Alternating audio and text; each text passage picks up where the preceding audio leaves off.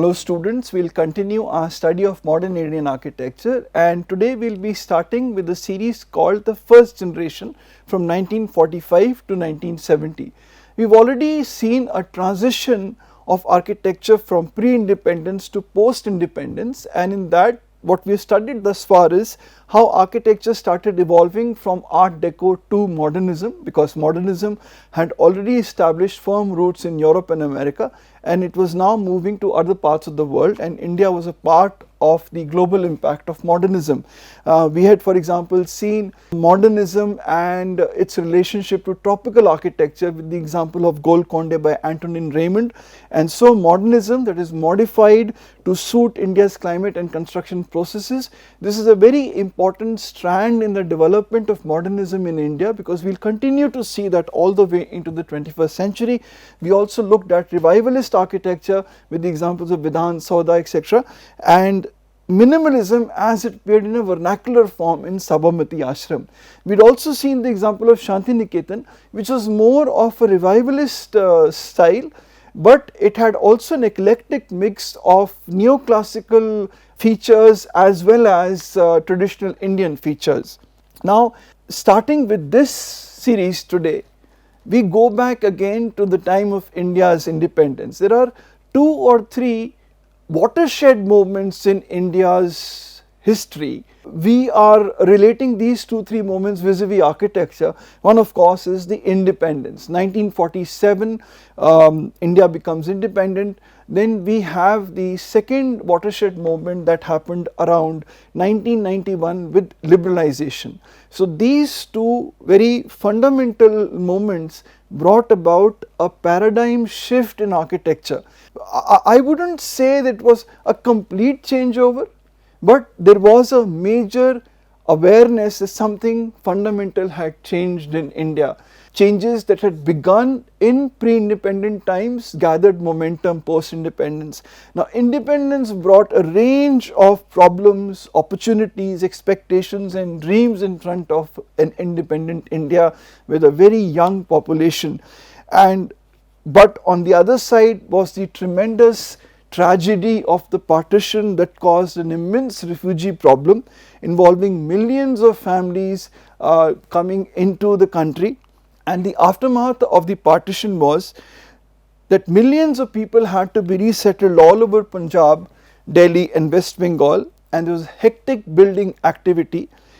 And the initial days there was no time for detailed building plans, and again the crash building program was undertaken by the public sector, predominantly in the CPWD, using readily available materials, and there was a number of small buildings or the number of small towns and resettlement colonies that came up in many parts of India. For example, we have in Nizamuddin a resettlement colony. So in Nizamuddin we have a resettlement colony coming up, and then smaller towns, other parts of India post independence.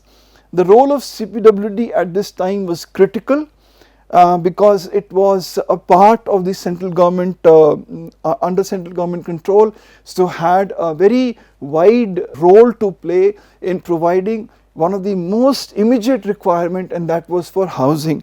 It struggled with many limitations and supply problems in trying to restore a sense of confidence to millions through both provision of housing as well as services. And all this was achieved not by a very great machinery of engineers and architects, a machinery of engineers, but only a handful of architects employed by the government.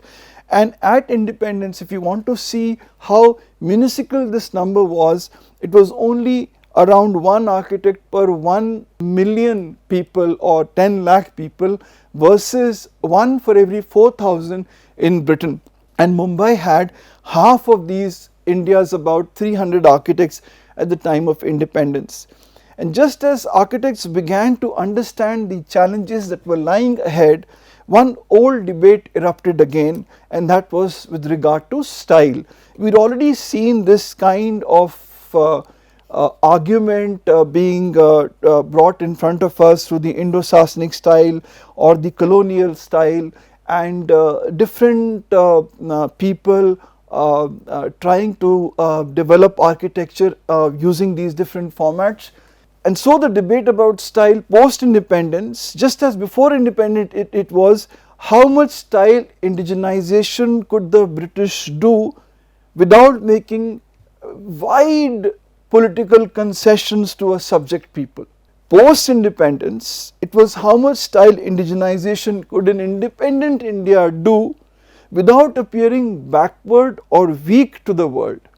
That means we do go back and we do try to Indianize modern architecture, that which we were getting from the West, but in doing so we should not make it an architecture which was regressive, but it had to be an architecture that was progressive.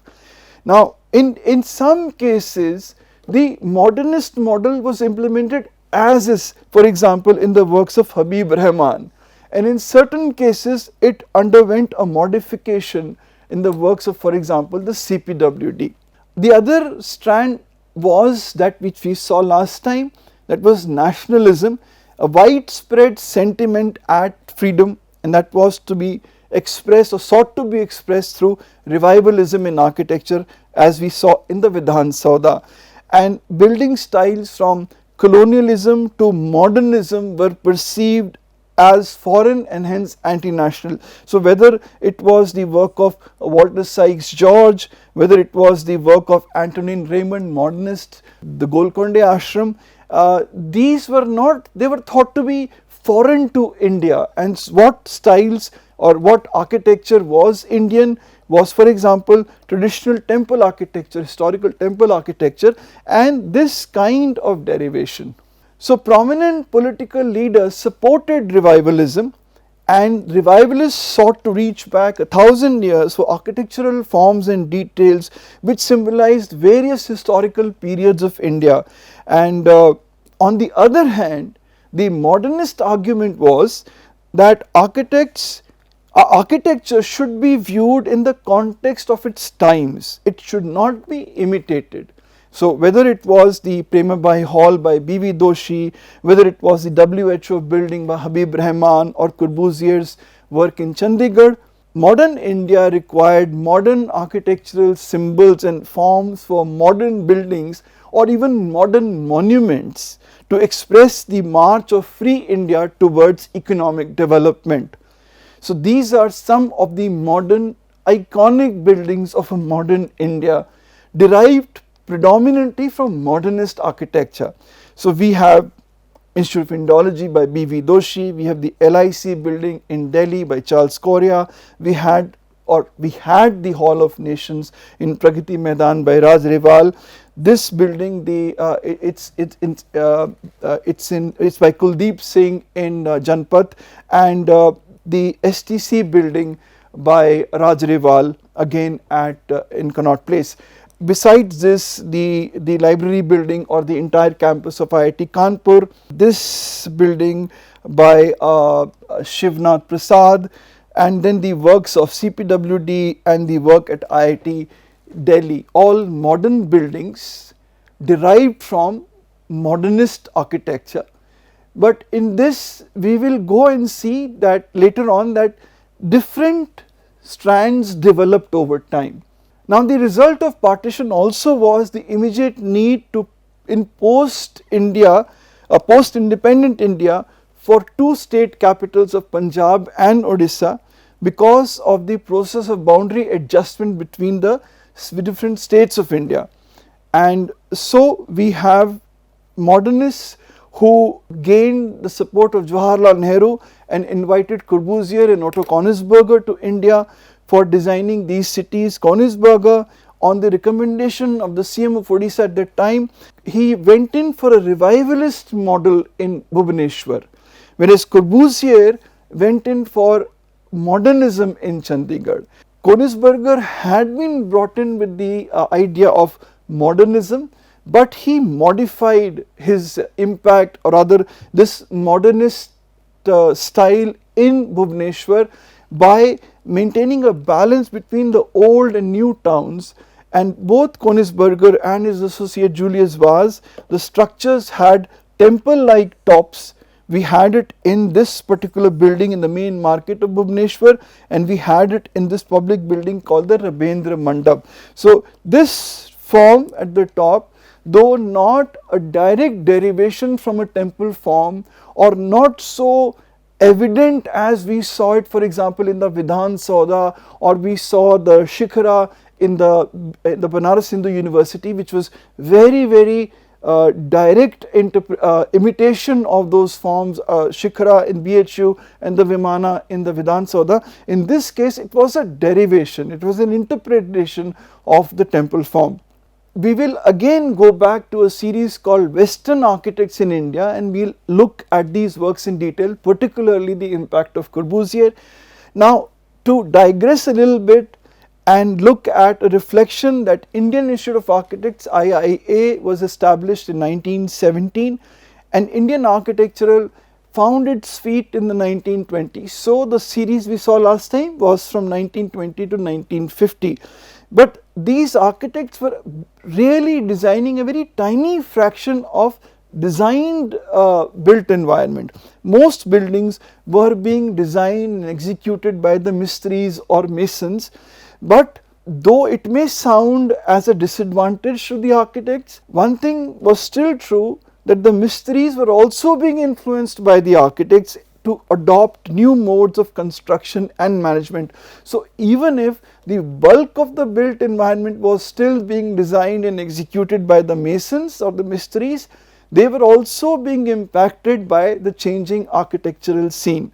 One aspect that was right at the outset, like for example, this time also I told you that one of the critical requirement was for housing. So massive housing programs due to the influx of refugees after partition and also because of increasing population, and in this context modern architecture really took off in India.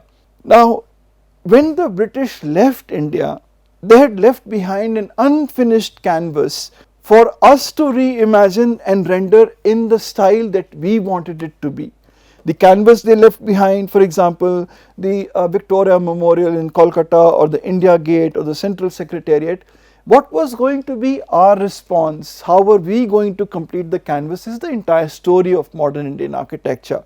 Now just to give you a glimpse of the architectural background, at independence, the departure of British engineers and architects, so the Indian professionals took over the major firms and leaderships in the public works departments, but in the short term there was little change in architecture as a result of this shift in the leadership positions in these firms and in these departments, because these new leaders had also been trained under Claude Batley and they were firmly under his influence. He had a very dominant role to play not only in the architectural scene at that time, but also in education, because he was heading Sir J.J. School of Architecture and Art.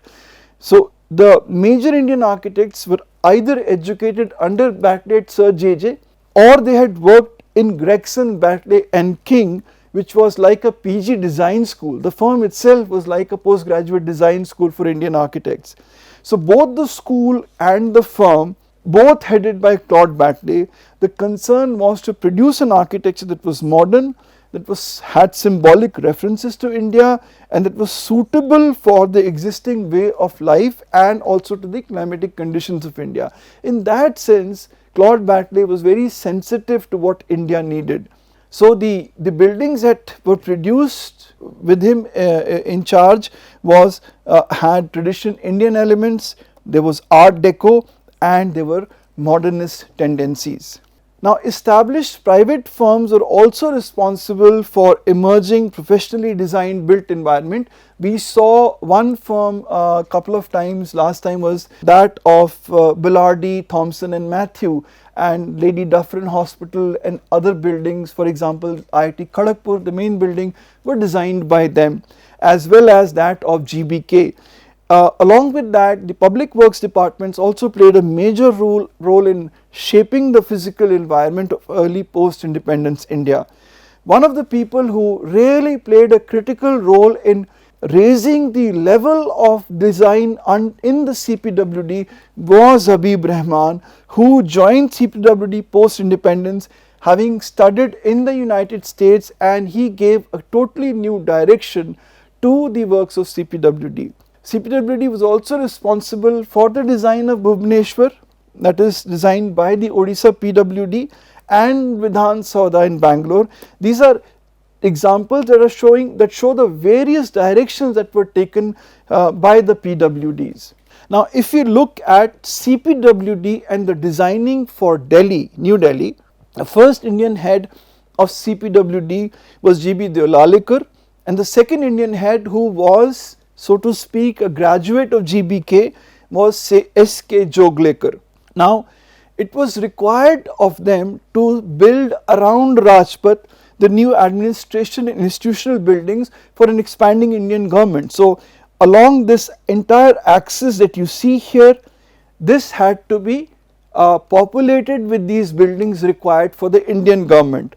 Now, the predicament was that the design set by Lutyens and Baker, it was a very strong urban design and had very strong architectural precedents. It was completely overshadowing anything else that was going to, it would have overshadowed anything else that would have come up in this belt. Now, the modernist position was that precedents are largely irrelevant and should not be heeded in urban design and city development. For example, when Corbusier designed the Carpenter Center in Harvard in 1960, when he was placing the building, he gave it, so to speak, an inclined axis on the site, and thus not only that, the form itself of the building had a curvilinear feature in it, and it was an opposition to the existing order, which was regarded as a prerequisite for creative design in modernism. So, we see that happening repeatedly in modernism and then onwards in late modernism. We see that in the way Seagram building was planned by Mies van der Rohe in New York, by giving that vast open avenue plaza in front of the skyscraper, which was a completely novel concept in New York. It was in the high-tech building, the Centre Pompidou, designed by Richard Rogers and Renzo Piano, or the Lloyds of London by Richard Rogers later on in London, and these buildings were showing opposition to an existing order. Seagram, an opposition to the existing order of the wedding cake or the setback skyscrapers in New York, by setting the entire building back and raising it up as a single glass and steel block on a plaza. Very elegant solution that in fact brought in a change in the zoning resolutions of New York in 1961 because of this building and the one adjacent to it, that is the Liver House by Skidmore, Owings and Merrill. Now, these two buildings, Centre Pompidou in Paris and Lloyds in London, were in stark contrast to the architecture and urban design all around these buildings. But CPWD did not do that. They decided to build to the existing order, and therefore the imperial style of Lutyens and Baker, according to them, was worth repeating. They did not go ahead with this break of the existing, or rather in opposition to the existing order as seen in Carpenter Center, but they rather went in with the strong urban design vocabulary of Lutyens Delhi. So, this is what happened. The goal was to develop the area in and around Rajpath to fit the architecture of Lutyens and Baker without being same. So, we have these buildings coming up. This is the Rajpath, the axis down from Rashtrapati Bhavan, the two secretariat buildings on either side, and this entire built form very much in symmetry, very much in alignment to the axis in terms of urban design, and the forms themselves being replicated in twos, identical on either side. So, if the secretariat buildings on both sides were identical, so are these two buildings and so are these two buildings. So, not only is the identity correlation with the overall urban design form, but even in the way the buildings are organized, they are splitting images of each other, one against the other, as it had happened in the Secretariat buildings.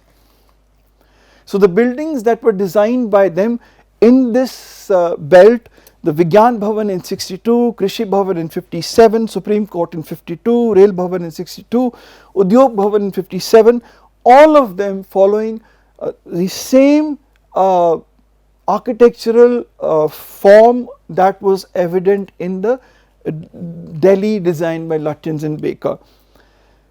They also used chhajjas and chhatris and domes. We see that here, for example, in the dome of the Supreme Court, in the dome of this public building, we see that in the chhatris here, and so we can recollect that in the Secretariat building all over.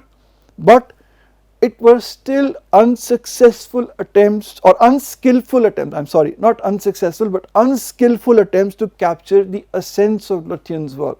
Why do we say that? They do exist. The reason why they did not come out as skilled as it had been done by Lutyens and Baker were CPWD's skills and financial resources were considerably more limited than that of the British architects, and the brick and stucco finish or plaster finish could not produce the same quality as stone had provided. For example, if we compare the Rashtrapati Bhavan with the Supreme Court, the kind of elegance, let us take the example of the chhatris. The chhatris that are used in the Supreme Court are 15 by 15 inch columnar supports, in contrast to those used in Lutyens' Delhi. These are traditional chhatris being taken from Fatehpur Sikri and incorporated in the Central Secretariat building. Of course, it is also a mix. It is a mix of neoclassical planning with traditional Indian architectural features, but it was fairly pure. So there is a greater elegance in form. If, for example, we take the dome of the Sanchi Stupa, as I have already mentioned earlier, and we saw its implementation in the dome of the Rashtrapati Bhavan. If we have the chhatris here totally integrated with the dome, now the concept is same. If you look at this dome with the chhatris on all four sides, or the one in Central Secretariat or the one in the Supreme Court, the concept is the same, but the way they have been brought out seems to be much more, or rather more elegant in the buildings done earlier in Delhi, whereas here that same elegance does not come out. Of course, we are moving away from neoclassicism, we were moving away from totally traditional Indian elements, we were adapting them to a modern time. So there was still a gap left in the way the building came out in front of us. So the design basis in many of the CPWD buildings was elements of traditional Indian architecture to give it an Indian character, combined with modernist form and spatial organization. Now this is very parallel to what the British had done in their colonial buildings. They had taken elements of Indian architecture to give the buildings an Indian character. We see that in the buildings of New Delhi, and the overall layout was a Western layout, or a Western spatial organization. So it is evident in all these buildings of CPWD. So in the end, if we were to draw a comparison between three that we have seen till now, Indo-Saracenic is an amalgamation or fusion of neoclassical or neo-Gothic with traditional Indian architecture, architectural elements, but the fusion is such that it becomes a totally new entity, but there is modern space planning. Colonial is neoclassical with traditional Indian architecture elements, but it is not a fusion. The elements can be identified separately. You can see very clearly the overall building form layout is Western, the building predominantly is neoclassical, but it has certain traditional elements in it. Whereas in CPWD, the neoclassical part has been replaced with modernism. So it's modernism merged with or added to it is traditional Indian architectural elements, and the spatial planning is modernist. So in all three, the spatial organization is, the space planning is modern or modernist space planning, but its amalgamation Indo-Saracenic, it is colonial, it's neoclassical with elements, and it's modernist with traditional elements in case of CPWD. So these three pictures emerge in front of us, but one question continues to bother us, and that is it basically all about window dressing? That the buildings at their heart are pretty much the same, but the way the building appears on the outside is based on the kind of aesthetic the building has been given. When I began this series, I began by telling you that we would like to see a good building, rather a good building is a combination of three things: form, structure and function. Function is pretty much very similar, only the form on the outside is changing. So is it all there is to architecture? It's only the window dressing that is how we would define modern Indian architecture or modern architecture anywhere in the world, or architecture at any time? Or is it much deeper than that? That function and structure play a very critical role, and that is very true. The way the form comes out in front of us in modern architecture is a direct derivation of the function and the structure, and we will expand on this idea in the days to come. Right now we are still focusing on the form of the building, but as we move forward into modern Indian architecture, we will see that other things, other elements of structure and function will start playing a critical role in the way the building comes out in front of us. I will stop here for today. Thank you so much for joining. These are a couple of references that you can look up. Thank you.